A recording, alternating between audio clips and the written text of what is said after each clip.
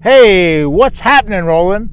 Well, I'm Roland Martin, and welcome to my YouTube channel. And today is Friday, and I do my update of the week. Well, the first thing that was really kind of interesting was I fished this week with my brother Bob. He's from Maryland, and I got a picture on this other camera. It's real hard to see, and it's the sun's bright, but Bob is standing with the big hat, if you can see it, and I'm standing next to him with no hat. Bob's holding an 8 1/4 pound bass. It's the biggest one he's ever caught on a artificial lure. But anyway, let me explain what Bob's situation is. He's 5 years younger than I am, and about 10 years ago he had a very severe stroke.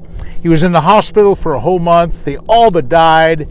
His arms were all paralyzed. He couldn't walk. It was just a real slow rehabilitation.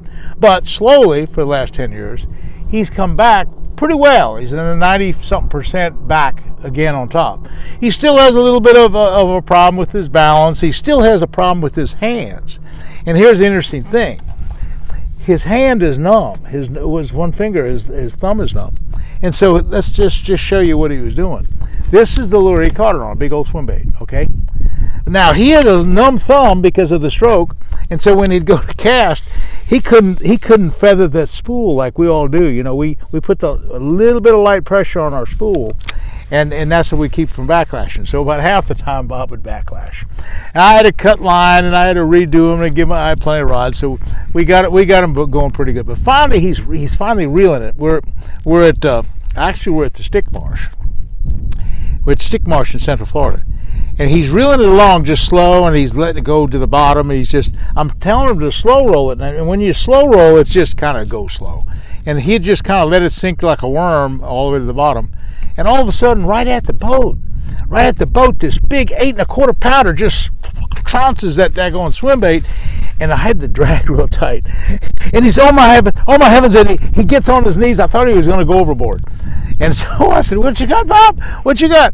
Now, I call him Bobby. And his name's Bob Martin. And so I said, what you got, Bobby? And sure enough, this big, giant 8-pound bass is thrashing around every which way. And I grabbed the net. We finally landed. So that was, like I say, really a trophy fish. Now, let me just show you a little bit what I'm rigging up here on a swim bait. Normally, he was using actually a hardtail grub by Yamamoto, the one that Bob caught. But this is a special hook that we used. It's a 7/0 big giant hook with what they call a screw lock. Now, that screw lock is a really, really important part of this thing. And on the hook itself, there's also an 1/8 of an ounce little lead weight. Now, to make this thing really work right, let's take whatever swim bait we want. It could be a Yamamoto, a hardtail. It could be this happens to be a Gambler, a Big Easy. It could be a Kitech. A Kitech's another good one. I screw it on 5 or 6 turns, and then just bury the hook into the plastic. And since I'm using heavy braid, I can put the hook in the plastic. I'm using a heavy 50-pound braid, and along with that, to get a little weight, I'll put another little 1/8 of an ounce. That happens to be just a lead weight. Okay, 50-pound braid. I'm using a pretty heavy action favorite rod and an 8-to-1 ratio reel. I tighten the drag up pretty good.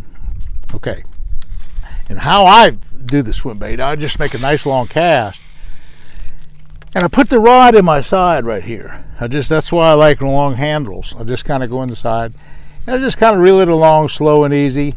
And a lot of times you just be going along, all of a sudden you'll feel like a tick. I'll just kind of go forward like it's a worm, and it kind of is a worm. And I go forward like it's a worm and just kind of let him have it for a couple seconds and wham! See, I got the rod here and I got the weight here. I can really set the hook good. And with 50-pound braid, it really gets the job done.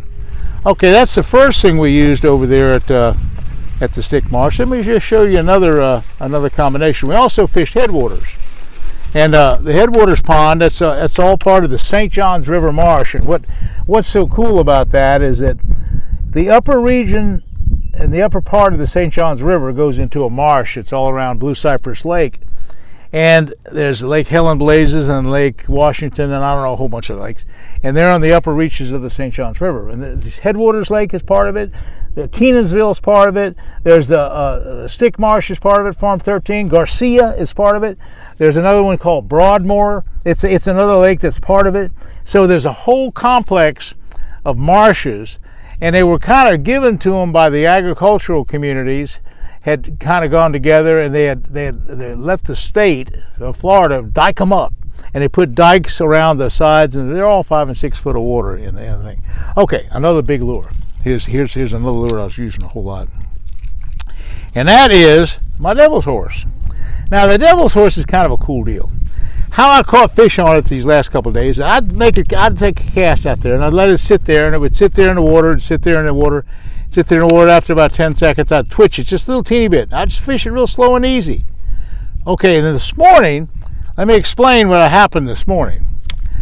I'm on Lake Okeechobee right now, and I'm with my favorite fishing partner, Gerry Brousseau. Gerry, how you doing, son? Not bad. I'm the camera guy. Hi, everybody. Hope you're enjoying this. Yeah, well, he's doing a good job. And Gerry and I are fishing together. And Gerry, tell us what happened this morning. What happened?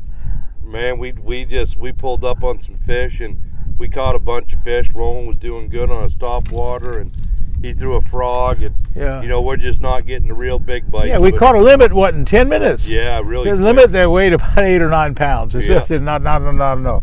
And here on this lake, to catch a check, you have to get at least 15 pounds. And so we haven't found those big fish yet. In fact, we're way up north right now, on the north end of the lake, and we put it in at the Roland Marina Complex down in Clewiston, in the south end. And now we're 35 miles to the north. And right behind us, so right over here, if you look, that's Okeechobee City. We're right as far north as you can go. So we're covering the whole lake. We're looking for fish. We don't know what to do. We heard there's fish in J&S. We heard there's fish here at King's Bar. We're just checking it all out, and that's kind of what we're doing. But like I say, before we can catch a really big fish, we have to get. Oh, I've got to show them one other thing. Show them the frog, Roland. The frog.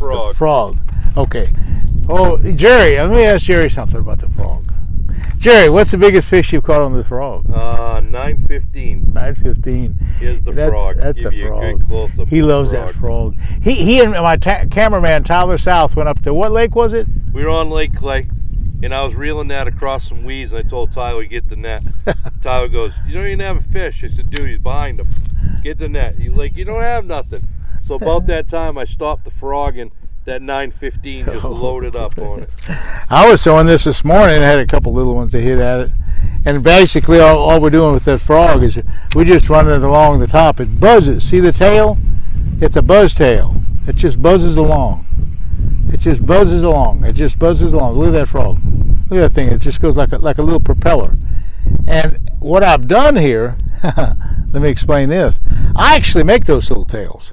That's my little tail that I actually put on there. But anyway, that's one thing.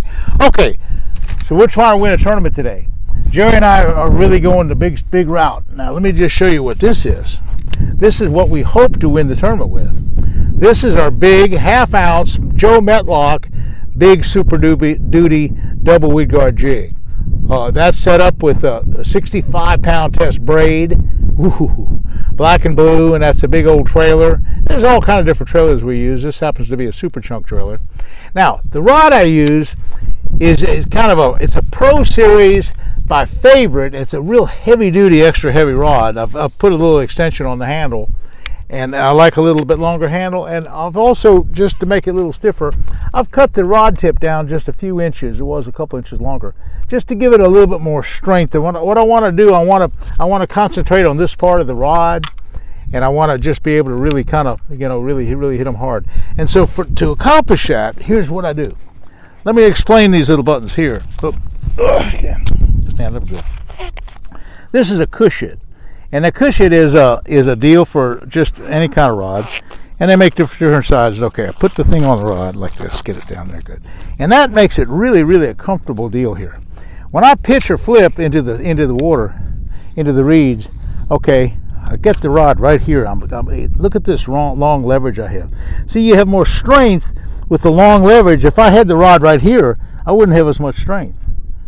If I have it way up here, see, the longer the rod, the longer the handle, and the fulcrum point is right in my waist and my stomach. And so that gives me a lot of power. I can really jack them out of those reeds and those lily pads and all the heavy cover that we have that we're going to be flipping. So anyway, that's kind of what we're doing, and that's what we're going to hope to accomplish today. we hope to catch some bass over 3 pounds, maybe even say 7 or 8 pounds, and win the tournament. Anyway, that's what's happening in my world. Again, a lot of good fishing, a lot of interesting places to go, and a lot of good techniques. And so thanks for watching. Thanks for subscribing to my channel. And I'm so happy that you're watching. Hit that likes button. We'll see you again soon. See you, everyone.